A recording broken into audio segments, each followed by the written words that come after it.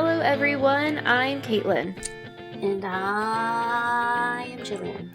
And we are the hosts of the K-Drama podcast. We're two friends recap and break down K-dramas one episode at a time. Yay! Hello! I'm so excited for more The Uncanny Counter. This be a real good drama. Yeah. I like this drama. Yes. So do I. We are starting 2021 out on a good note, drama-wise. Agreed. I'm into it. I dig it. But before we jump in, how about we keep some house?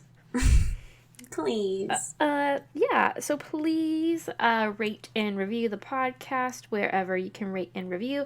5 stars, please. Nothing lower than 5. Please. I will text Kaitlin and say someone gave us below 5 stars. Sad emoji. Why? I think last time I told you, I guess they didn't like our comedy. Yeah. They don't understand our comedy. No, yeah. Our comedic wit. Our witticism. Yeah, so, if you don't like our comedy, then please don't give us a review. It's okay if you don't like us, just don't tell us. Please. If you have some, very thoughtful, constructive criticism, you can email us at okdramapodcast@gmail.com or Instagram us. Yeah. At okdramapod. Yeah, there was one person who I had a great conversation with, and she said that we were too harsh on the detective on Bong-soon. And I was like, yeah, we probably were. But, yeah, so maybe now we know maybe not to be as harsh for characters, that's maybe somebody else's favorite character that we're being really harsh with. So try to keep that in mind. If they're a good character, if they're a good person, not a butthole. Yeah, not some of these demons. Oh my god. And just shitbag humans. Yeah. Get into fights. Fucking go home and do your homework or something. Yeah. We'll get into that later, but god damn. Do your homework. Yeah. Okay, so yeah, hang out with us on the internet. Tell us who your favorite characters are on Twitter at okdramapod. Chat with Jill at okdramapodcast on Instagram. And you can go to our website, okdrama.com. And it has all the links to everything.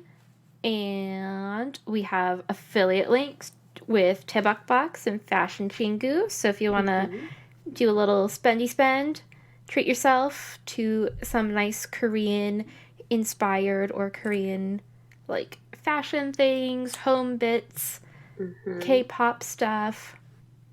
Yeah, I'm getting that Manuel little denim money outfit from Fashion Chingu. I'm gonna do it. I've added a few things to my cart from Fashion Chingu, and then I'm like, no, I can't. I don't know why.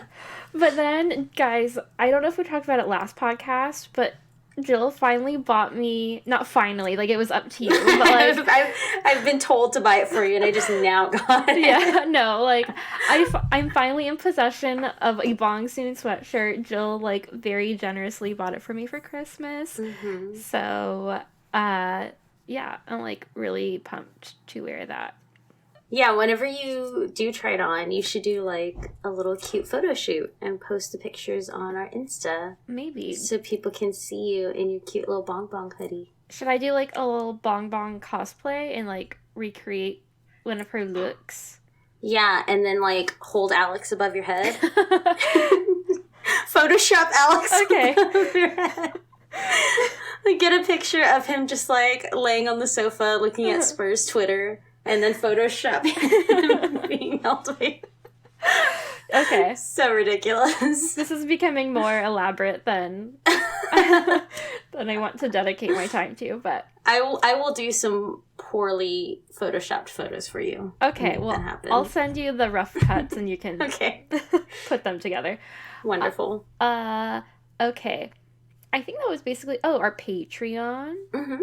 Guys, we are covering Kim's Convenience and To All the Boys.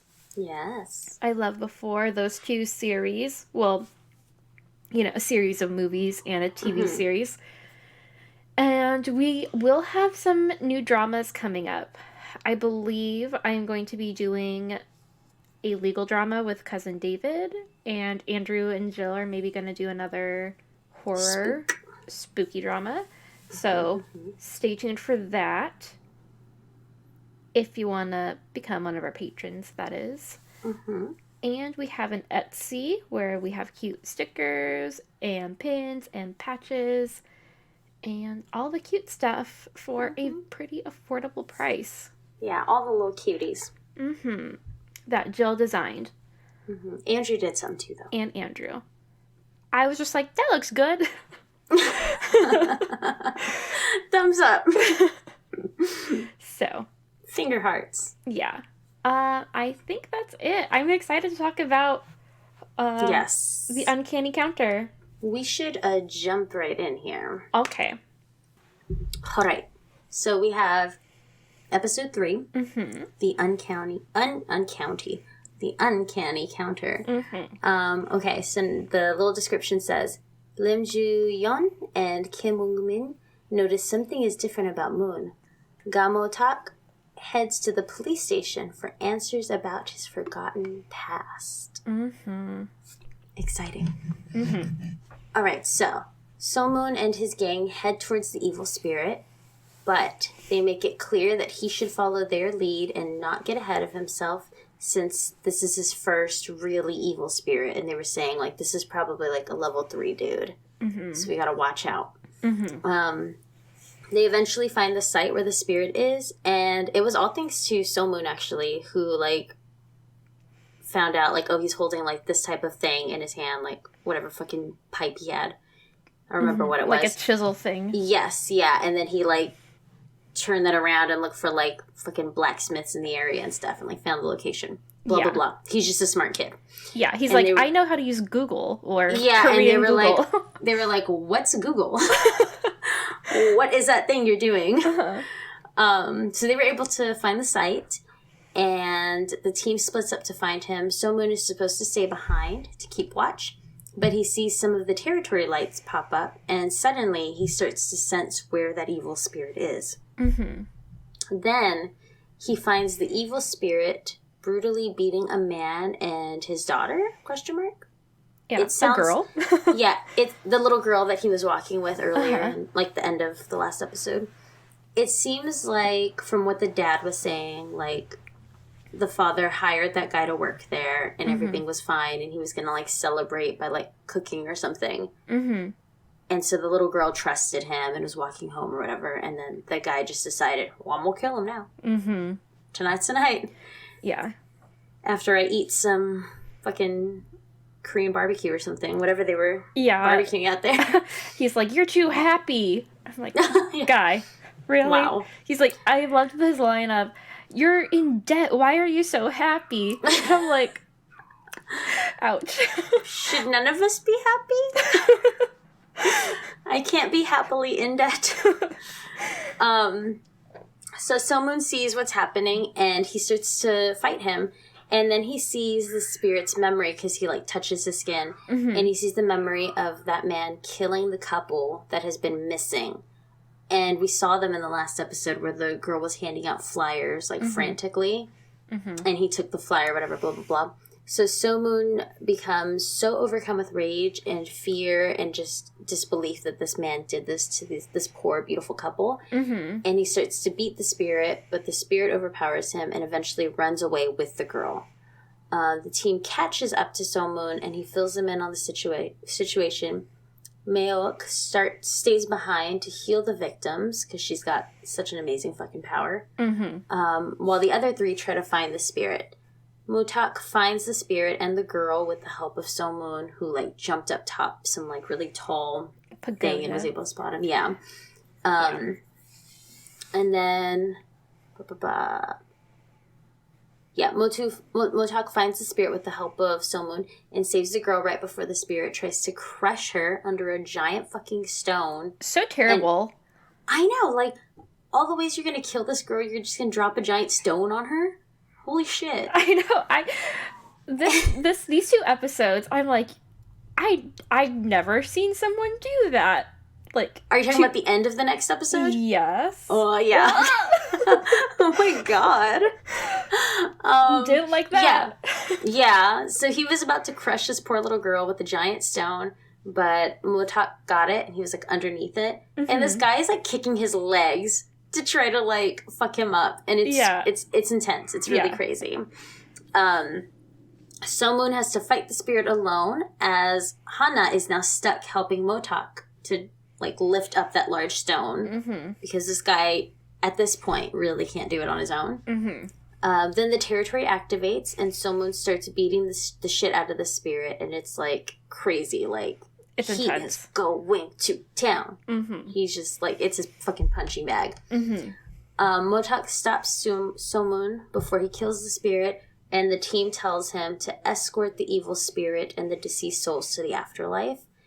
And so they tell him, like, put his hand on his heart, then your hand there, blah, blah, blah. And it does that ugly thing again where the head's, like, shaking back and forth, and you're, like, seeing the real person and then the evil spirit. It's always just gross and creepy to me. And the evil spirits are always, like, really ugly. Like, not that they're, like, ugly people. Yeah, like, they're just, like, kind of gremlin-y. They're like, ugh. Yeah, the way they're, like, moving and their eyes, and they're just, like, grimacing. Yeah. Yeah, they're really creepy. Wigan then sentences the evil spirit to the eternal prison, which seems, like, really disgusting. Like, yeah, muddy. Yeah, it's, like, muddy and foggy, and you see, like, shadowy muddy people start to come up, and they just, like, pull him down. Yeah. So I guess, like, when you're a really, really shitty evil spirit, you go there, you get dragged into the mud, and you just drag in other evil spirits. Yeah. It was gross. It was an ugly scene. You just see all these, like, wet, muddy bodies. Yeah, there's, like, a similar thing in Harry Potter, but they're in, like, a lake, so it's just water. But the mud adds, like, an additional layer of, like, I'm not just gonna drown. You can't even see their faces. Yeah, if it's just, like, I don't know. Yeah. I don't even remember that in Harry Potter, but I haven't seen Harry Potter stuff in so fucking long. Yeah. I should watch again. He also gets to help take the couple to the afterlife, and that was really sweet to just, like, watch them. And they're just like, where are we? Yeah. Oh. Okay. But it, like, they seemed totally fine with it. They weren't, like, freaking out or anything. It was just, like, sweet and sad to watch that. Yeah, and they were like, well, I don't know if this is now or if this is later when they were talking about I guess it must be later when they were talking about their daughter and, like, how this was, like, the first time they went exercising. Yeah, they talk about that later, yes. It's just, like, so shitty. Yeah, because right before they leave, the wife, like, runs back to him and is like, wait, I need you to do something for me. And then we don't hear back from her again until later on. So after someone comes back, Motak explains that if he kills an evil spirit, both the evil spirit and the innocent souls are lost forever, which fucking sucks. Plus, he has to deal with the earthly consequences of killing someone. So just like the person whose body is being inhabited by the evil spirit has to face consequences, so would he. Which is, like, really interesting. Like, you're dealing with spirit consequences and rules, and of this earth consequences and rules. Yeah, it's kind of complicated, but yeah. I mean, it makes sense. Like, you know, he doesn't get a free pass just because he's, like, a kind of Grim Reaper. Like, totally. Yeah. So the gang cleans up the mess. They erase people's memories. They call the cops. And then they have a sweet little moment, and someone reveals that his parents were also police officers. And Motak is silently shook, and he's just like, they were? What was your dad's name? And then he tells him, Sogwan. And that's when Motak is like, the fuck? what?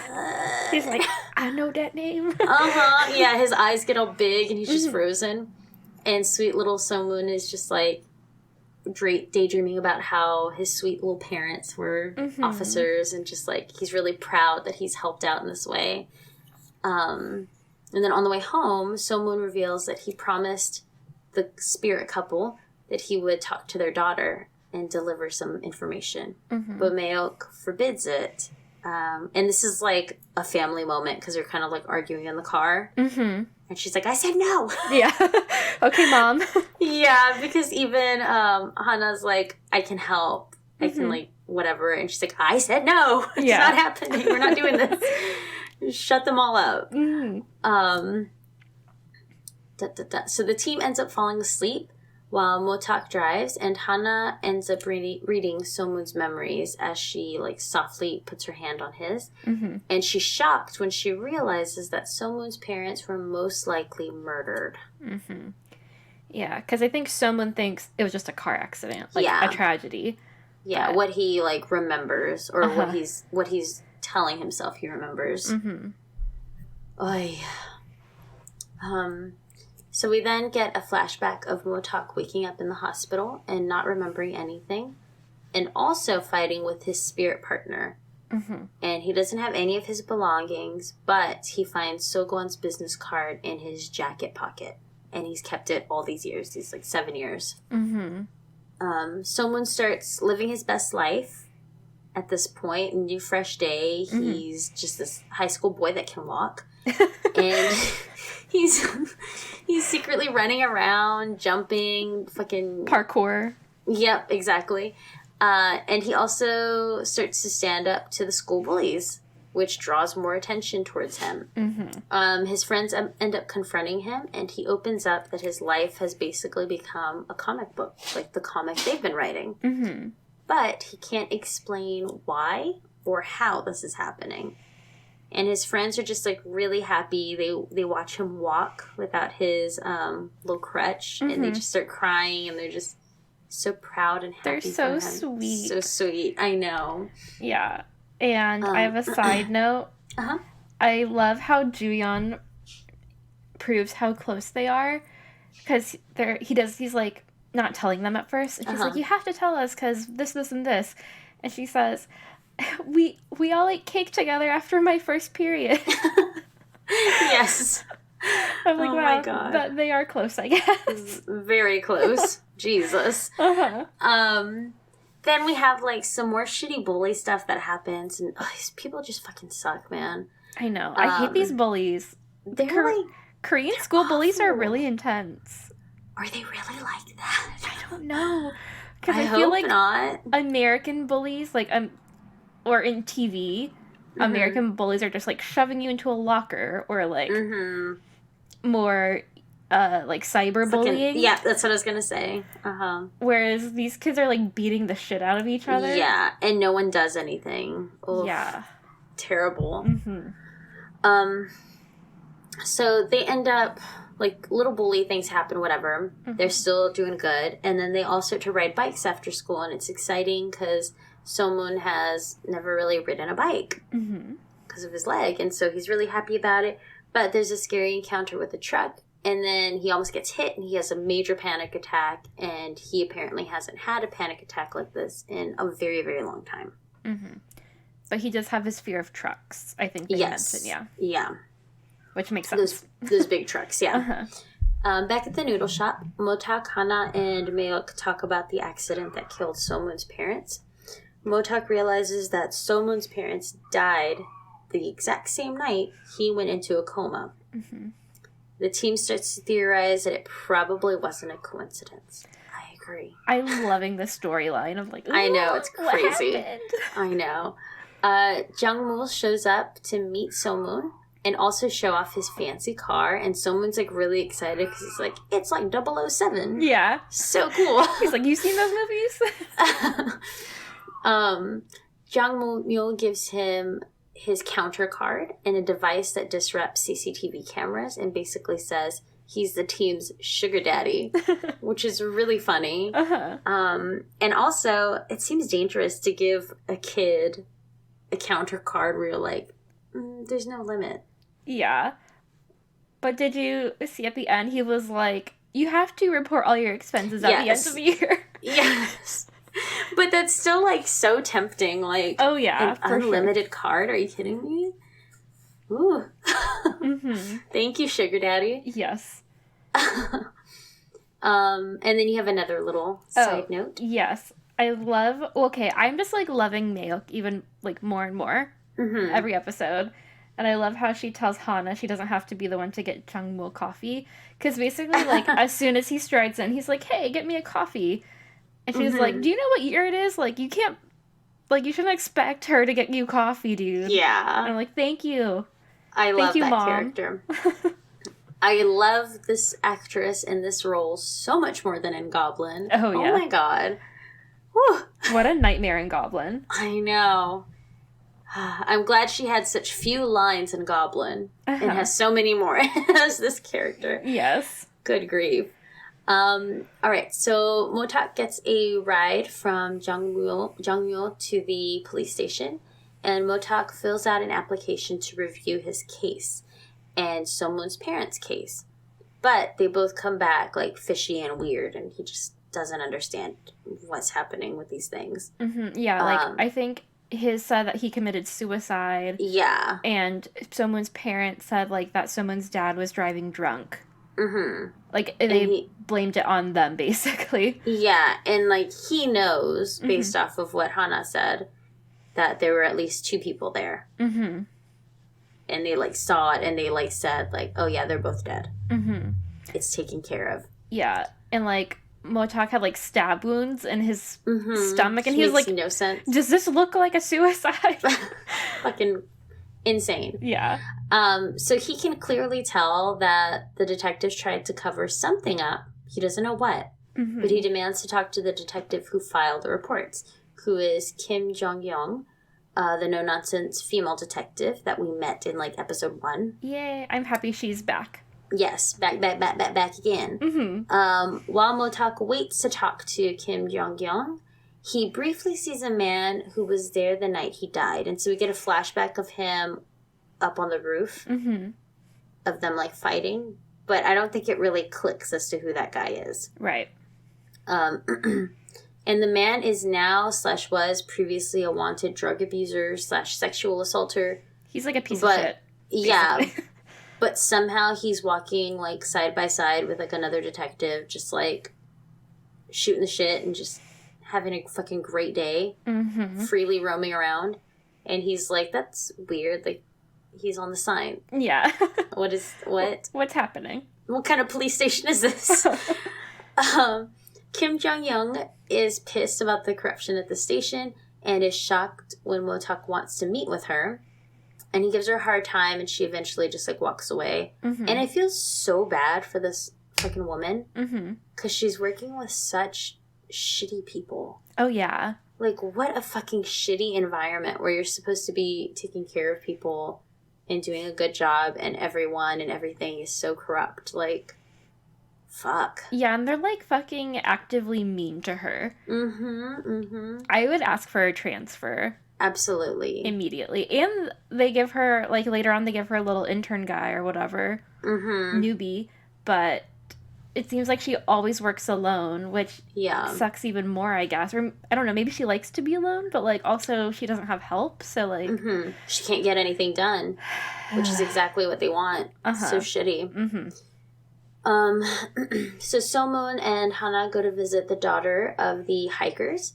And Hana helps So-moon relay the spirit's message to their daughter, and it's so sweet. And it's telling her, like, you bought us these clothes so we can finally go hiking and be fit, and you probably blame yourself and think, like, it's because of you this happened and it didn't, blah, blah, blah. We love you, you're our daughter, yada, yada. And she's just, like, fucking bawling.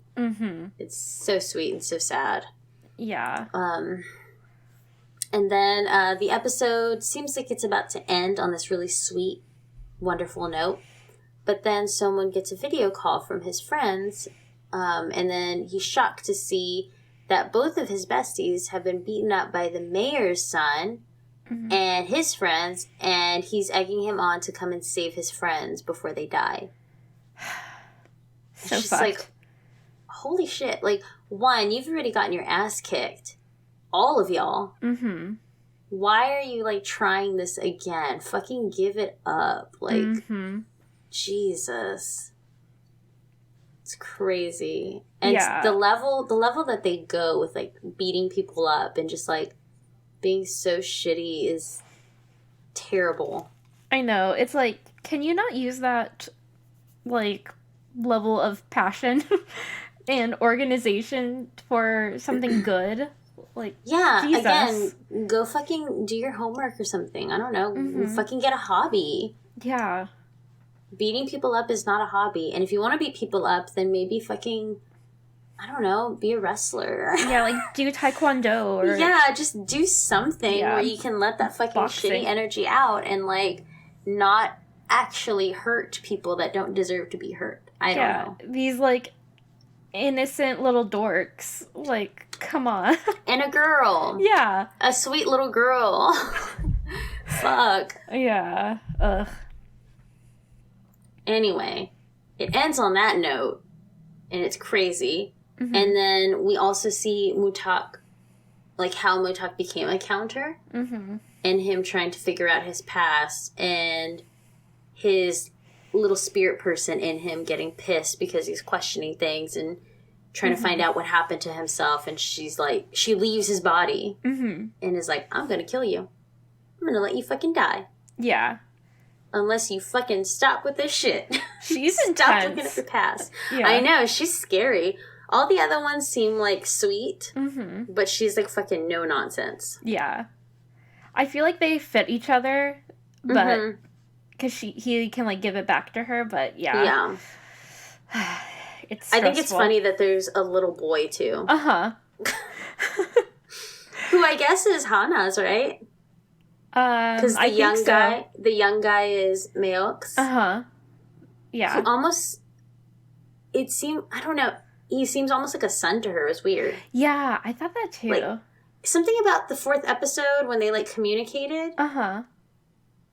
I don't know if I, like, read subtitles wrong, but I was like, wait, that's her son? I thought the same thing. I don't know why. They also look alike, sort of. And then, like, when they were both up there and they were talking about everything that happened, like, he kind of looked at her like, good job, Mom. I don't know.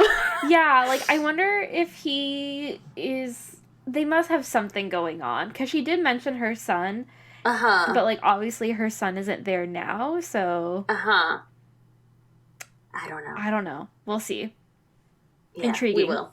Yeah. Anyway, so that's the end of episode 3. Episode 4, I feel like, is even crazier. Yeah, because now we're getting even more corruption. And it's going all the way to the top. It always does.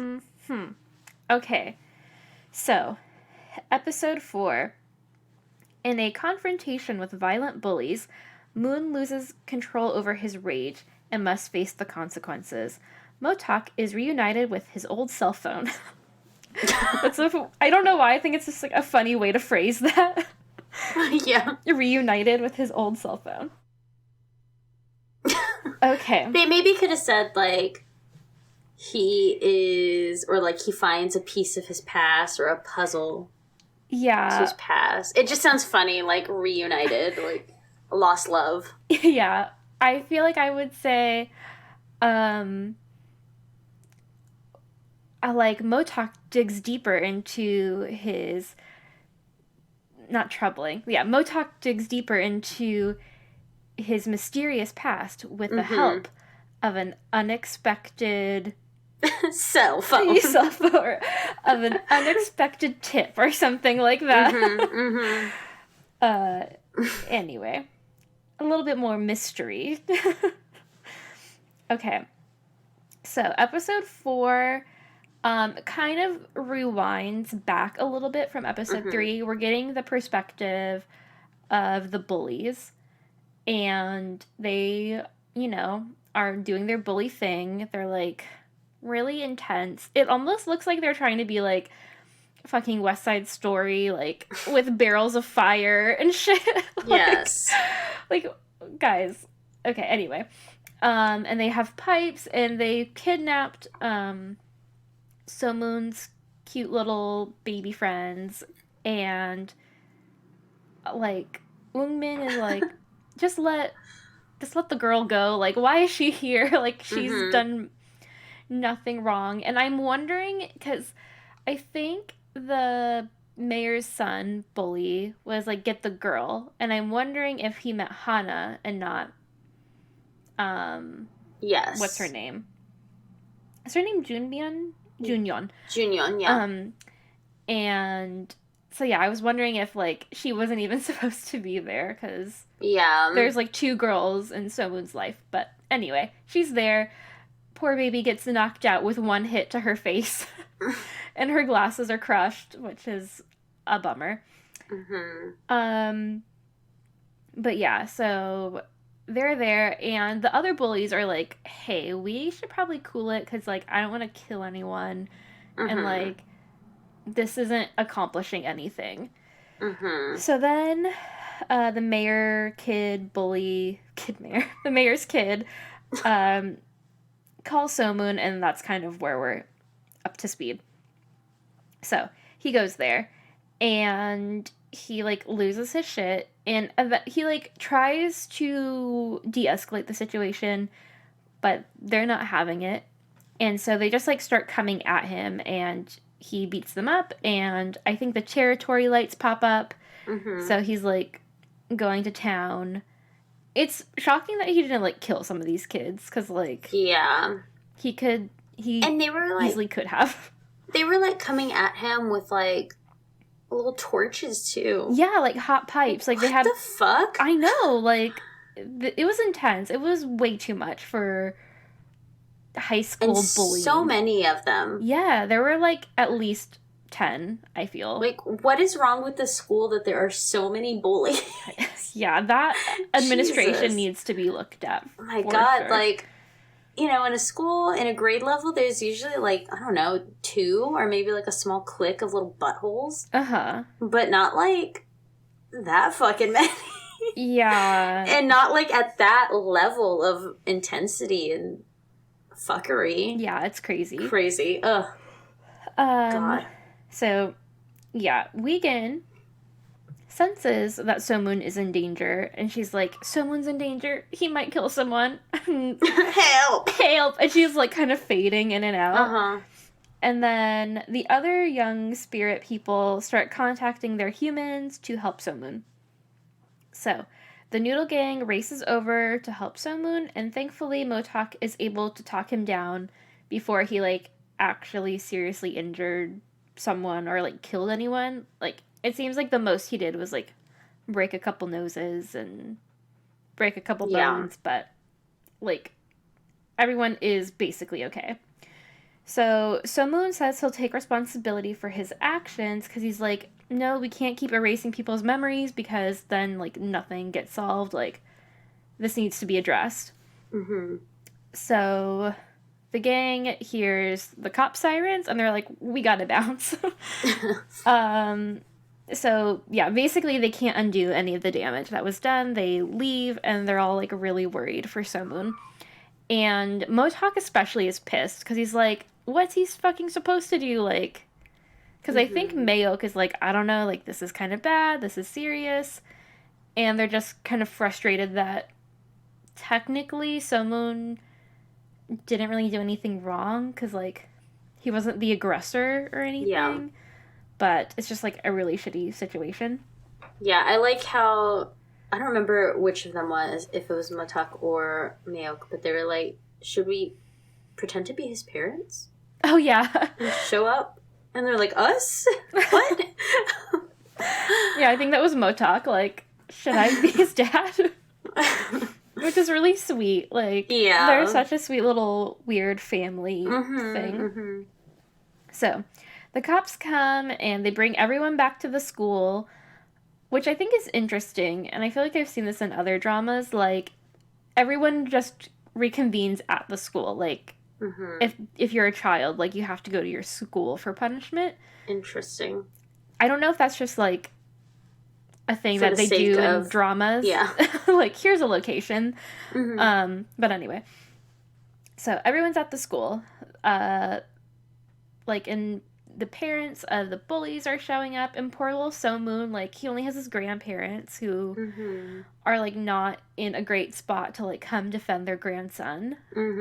And some of these kids have, like, really wealthy parents, and, like, at first, people can't believe that he did it on on his the parents. own.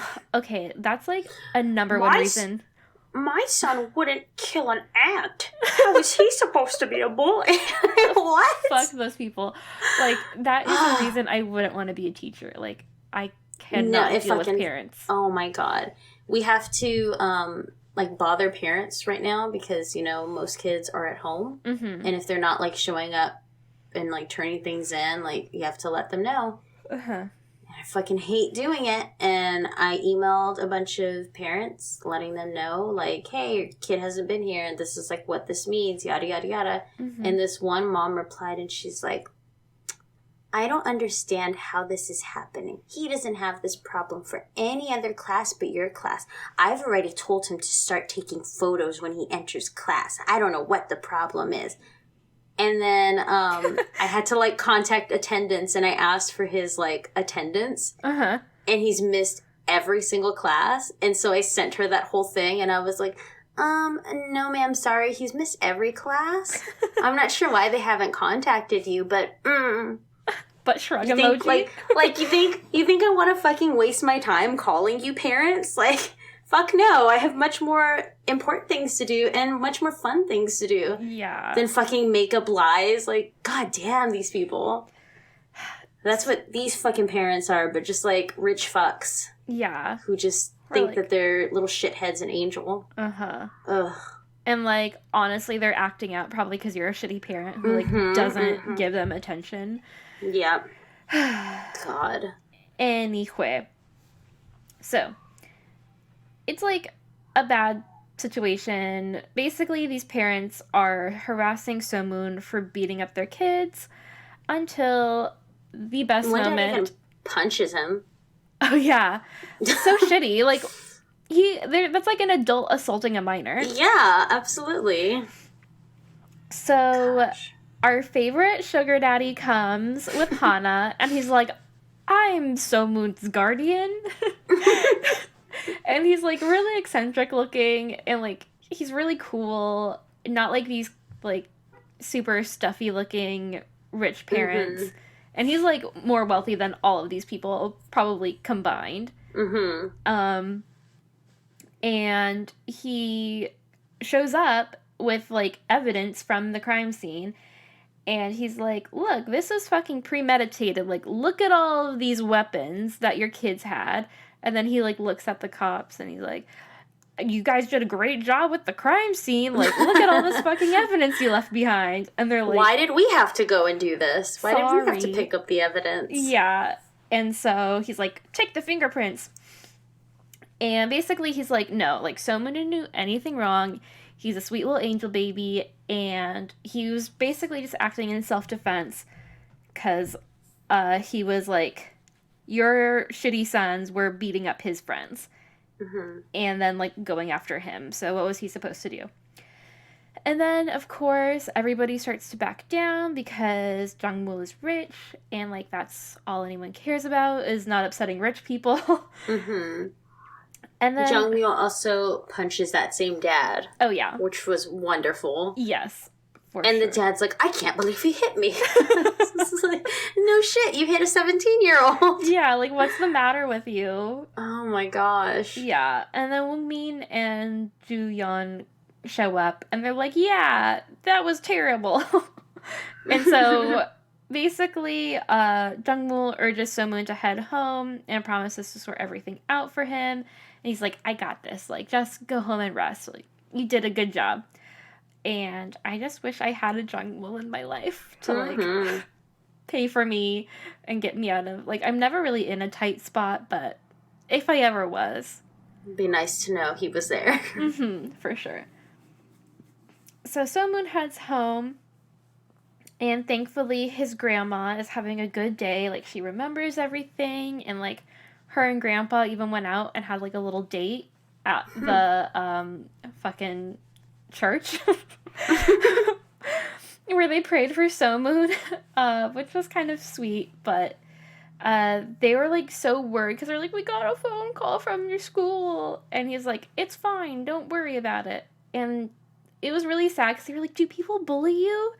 And he's like, no, it's fine. Like, I think that's another thing. Like, if I was a parent, if someone was mean to my kid, I would feel so sad. Like, don't be mean to my kid. And, like, just hoping that, like, my kid's not the asshole. But, like, yeah. Anyway. So, at the church, they were, like, praying for someone, and he's like, hey, guys, look, I can walk. And, like, they all... and they cry, and everyone's happy, and it's, like, a good night.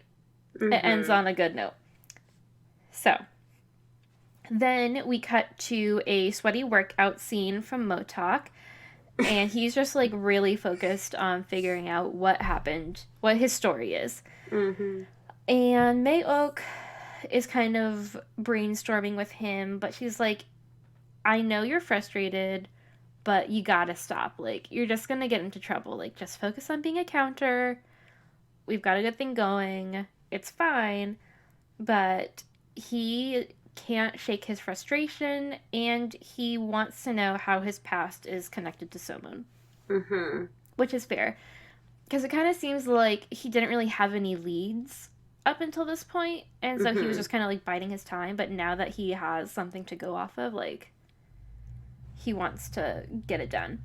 Yeah.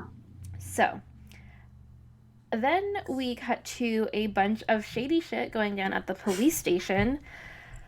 Like you said, this police station is the worst. And, okay, so for one, the mayor's son gets released, and his record is covered up to help his dad's image, and, like, his dad's secretary is like, get out of here. And this little motherfucker was going to, like, post on Instagram, like, I'm in prison, or I'm in jail. Yeah, it's, like, obviously a cry for help from this kid. Like, how shitty his life is. Like, yeah, his dad is rich and his dad is the mayor, but, like, his life fucking sucks.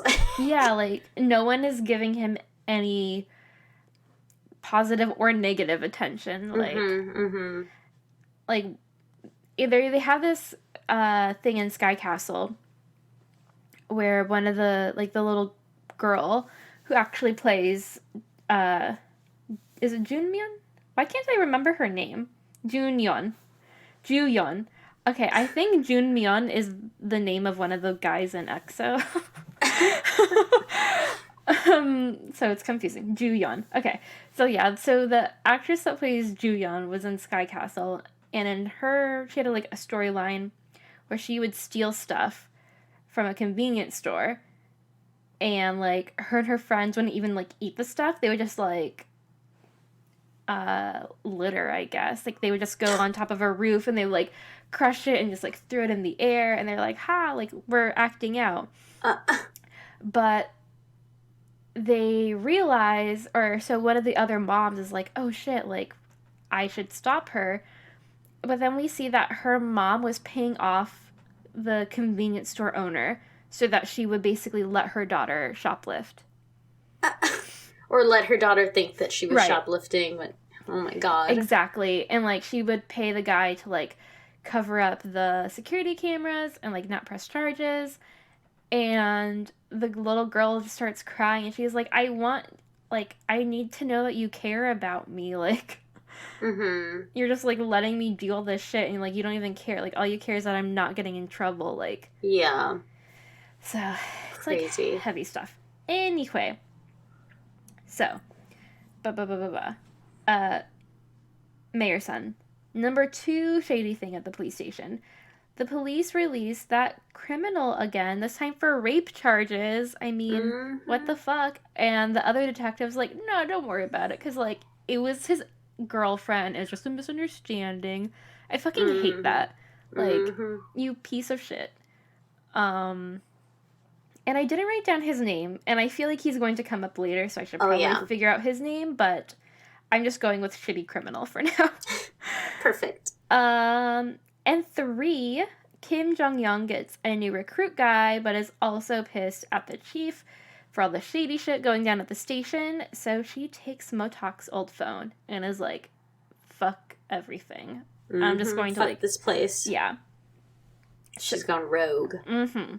So, Motak and Jong-young meet up, and he's, like, really surprised when she gives him his phone, and she tells him to take it to a non-police forensics expert to go through the old data, because she's like, basically, your phone's broken, but now with, like, modern technology, we can, like, get into it and, like, see what's saved on the hard drive or whatever. Mm-hmm. So, she also reveals that they used to be a couple, but says he should stay away from the station and just let the past go. She's like, here, but, like, you need to be on the down low and, like, just, you know, we can't keep talking, basically. Which I think is interesting that she gave him his phone, but, like, I guess he said, like, he would cause a ruckus if she didn't, but anyway. And, like, when he learns that they were a couple, he's like, what? Okay. Have you been waiting for me? Yeah. She's like, no, not anymore. Which is sad. So, then we see the spirits in Young are concerned about someone's emotional behavior, and Giran, which is Motak's intense spirit woman, pushes for him to be fired. Mayok's spirit guy fills her, and everyone fills Mayok in. He's like, you gotta know. This is not good. And so everyone goes to, like, the spirit world to stand up for So-moon, which is really sweet. And I thought it was funny when, like, they're all at the noodle shop, and someone's like, I gotta go up there. And so he, like, does his thing. Oh, yeah, and he, like, passes out. Yeah, and Motak has to, like, catch everyone's head. And then his head just, like, plops on the table. Yeah, I thought that was really funny. That was a moment that, like, actually really made me laugh out loud. Yeah. So silly. Because it just, like, yeah, just the image of it just, like, plopping on the table. Yeah, it's just, like, a big hit on the table. Yeah. So, basically, So-moon is, like, scared and doesn't want to be fired, and he's like, just give me another chance, blah, blah, blah, blah, blah. And then Mayok has this, like, very dramatic speech in support of So-moon, and it's really nice, and it didn't make me cry or anything, but it was just, like, really heartfelt, and, like, very sweet.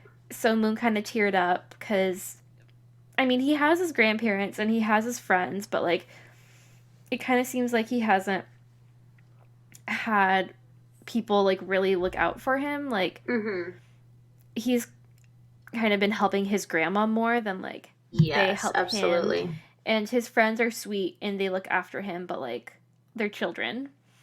So, it's just nice to have a mom, basically, in Mayok. So, we're kind of left with that, and we're like, okay, feeling good about it. But then we also see some shady shit happening surrounding a new development plan that the mayor is in charge of. And he's, like, making presentations, and he's, like, I guess affiliated with Taesin Company, or Taesin.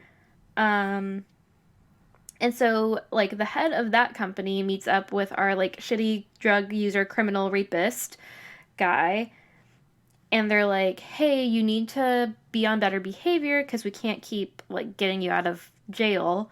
Like, you still work for us. Like, this, I think they say, like, the job isn't done or something, which is very suspicious. Like, I wonder what he did or what he does for them. But he mentions the shitty criminal guy. He's like, hey, I saw a guy that looked like Motak at the police station. And they're like, but he died. So these guys think he died, which is kind of crazy. Yeah. And I would think that him, like, coming back when the doctor was, like, shocked and was like, I don't know how this is possible. Like, I feel like that would have made the news. Like, yeah, or, like, they would have at least had people, like, staking out the scene. So, like, okay, he got transferred to the hospital. Which hospital? Like, okay, has he been discharged yet? Like, in other dramas, they make it seem very easy to know who was in the hospital. Yeah.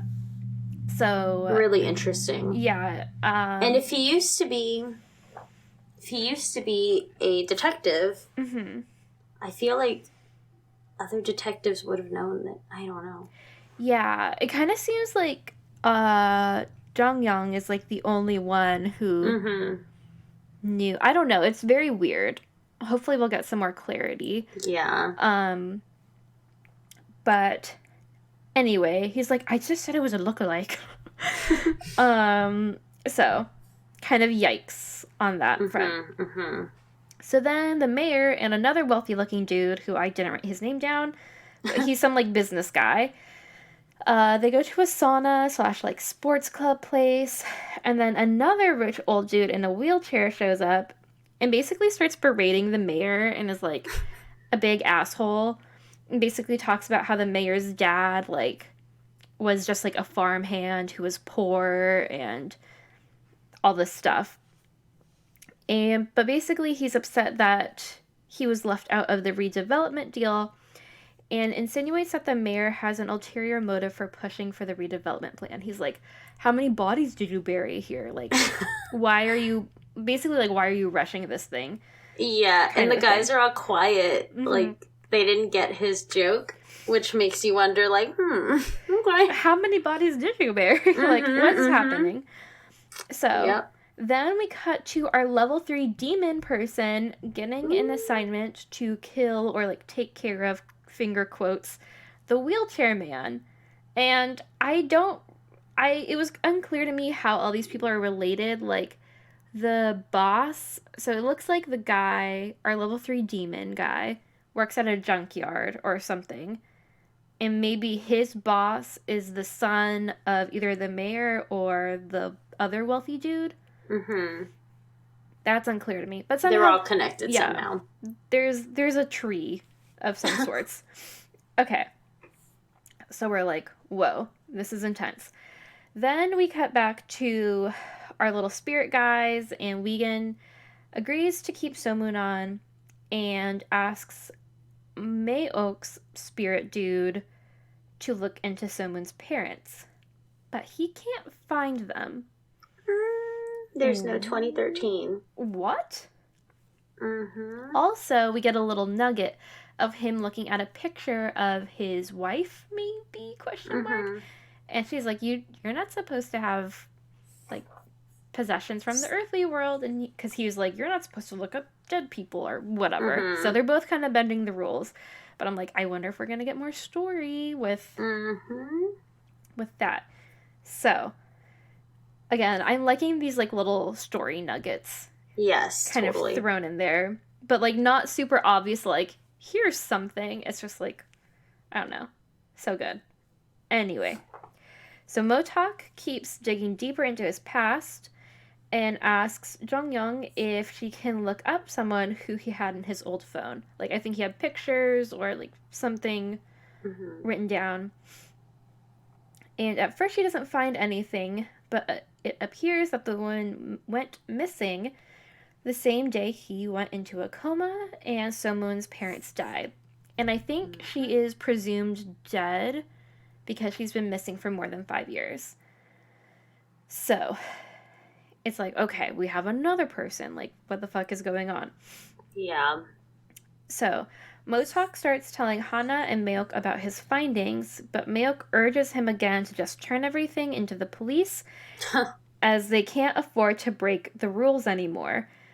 And, like, yeah, like, who the fuck is he going to turn it into? Like, the police are the problem here. Yeah. Garbage. So, Motok clearly wants to figure out what happened and hold the criminals responsible and accountable. And he tells May-ok and Hana that the last person he called before he died was So-gwon, which, again, is So-moon's dad. And he's like, I'm just going to call the number and see what happens. And then we see that So-moon is the one with that phone number now. Which is like, whoa. Okay. Crazy. Yeah. So that's, like, our first end. And then our epilogue is like, ugh, I hate it. So then we cut to our demon spirit guy brutally murdering the wheelchair guy with scissors, but like cutting him with scissors. Yeah, not just stabbing. I had never seen that before. I feel like being cut open with scissors is like way fucking worse. Like that is awful. Yeah, that's crazy. That scene ended and then it went to the funny music and Andrew just like started making fun of the music, but I was like, God damn. Okay. Yeah, and the guy what did I just watch? The guy like puts on headphones and he's like kind of clearing his mind and then he just starts laughing like, ooh, I hate it. I didn't like it. I didn't like it at all. Ugh. It's so good but so bad. Yeah.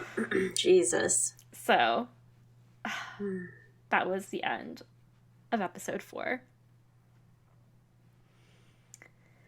Do we have thoughts and predictions? Because like I'm really excited to know that detective and Motak were once a couple. Mm-hmm. That's like an exciting little turn of events here. Mm-hmm.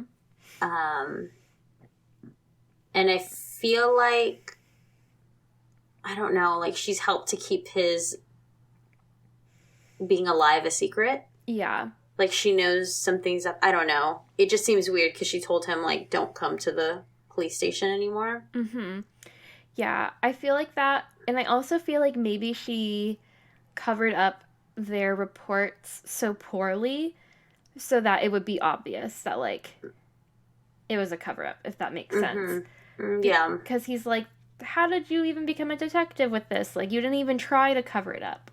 And it's like, like, maybe she, like, kept nuggets in there. Yeah. So hoping someone would notice. Yeah. Maybe do something. I don't know. Gosh. Because, yeah, like, ruling his death a suicide is just crazy. Yeah. Like, it would be one thing if it was just like, oh, he got robbed. Like, he got mugged. Mm-hmm. And then but they couldn't catch the guy. Like, that makes way more sense than he committed suicide and has stab wounds in his stomach. Yeah. Jeez. So. Yeah. Anyway, it's a lot, but okay, other predictions. I feel like that fucking mayor kid is going to I'm wondering if he's going to become an evil spirit cuz he has so much like anger and like wanting to kill. Mm-hmm. Cuz his like him are the big guys, but I think he's going to be the one because his mayor dad has some sort of big role in this whole thing. Yeah. Either that or he's going to be redeemed in some way. Like, I don't think he's going to be friends with So-moon, but, like, I don't know. I feel like either he's going to go all bad or, like, come to the good side. But I can see all bad. Yeah, totally. And where the hell are So-moon's parents? I know. That part, I was like, wait, what? No one in 2013, he said. Crazy. Who's hiding them? Well, I'm wondering if, like, an evil spirit... Were they sucked up by a spirit? That's what I was wondering. And where is that spirit? What if the spirit's the mayor? But why would he be there? I don't know. I don't think that the mayor would do the dirty business of killing them. Right. I don't know if it would be that guy that's been killing people. I don't know. Well, because, yeah, that guy's not old enough to... Yeah. I mean, he doesn't look old enough to have been there for, like... But then he has that, like, really nasty scar where it looks like he got fucking brain surgery or something. Like... I don't know. There's just so much. So many questions. No answers right now. Yeah. So good, though. Yeah, I feel like eventually Hana will, like, open up more to So-moon because she seems to have, like, a very caged off past. But I like her a lot. Currently, right now, I get a lot of sibling vibes from the two of them. Yeah, for sure. Not couple vibes. True. Yeah, I bet the couple is going to be the detective and Motak and not. Well, we'll see. Do we have anything else? You have some stuff written for fashion. Yeah, okay. I didn't clock anything. Let's kick it to fashion.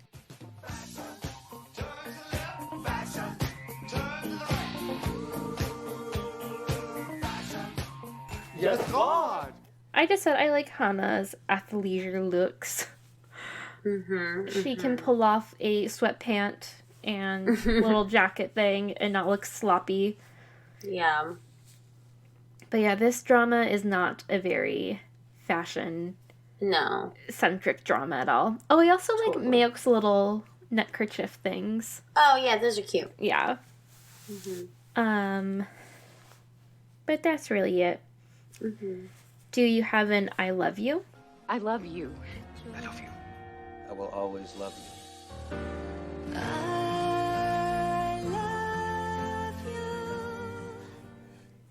I'm going to say when the parents talk to the daughter. And they tell her, like, everything's okay and we're fine. Whatever. This is where that recipe is located. That's a good one. So sweet. Yeah. Yeah, I wrote down Mayok's speech, like, basically standing up for So-moon. And them just being, like, a little family. Because I think even at one point they say, like, you're like my son, or whatever, like, getting on my nerves. Yeah. And, yeah, I just like So-moon having a good support system in his life. It makes me happy. Sweet. And also, like, his friends, their sweet little nerdy moment together. Yeah, people to back him up. On the rooftop, so those are my two. Okay, well, I haven't really been watching any other dramas yet. Just a lot of stuff going on. So, I've just been watching more Camping Vibes and Running Man. Those are, like, my two. But Go-tos. Yeah, and, like, a little bit of Delicious Rendezvous here and there to get my cooking on. But yeah, I will report back. There are a few that I want to watch, and, like, Alex finally showed me how to use a VPN.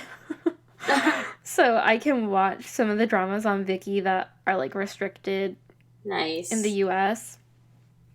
So I might watch Scarlet Heart, which I don't know if I'm in a good place or not. It has, like, an infamously sad ending.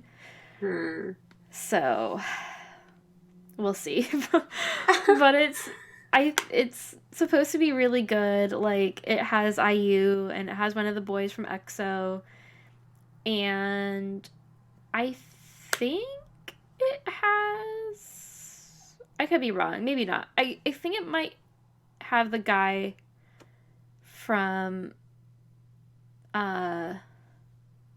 Flower of Evil, but as I'm saying that, I'm second guessing myself, so maybe not. Okay. If not, it has a guy who looks like him with, like, a very pointy chin. But yeah, it has, like, a lot of people in it, and cool. I don't know. We'll see if I start that one, or if I just keep it on the back burner until I can handle a sad drama in my life. Do you have anything you've been watching? I've just been rewatching Drag Race. Yeah. In all honesty, yeah. It's been great. Rewatching All Stars and all the fuckery. And I love it. Yeah.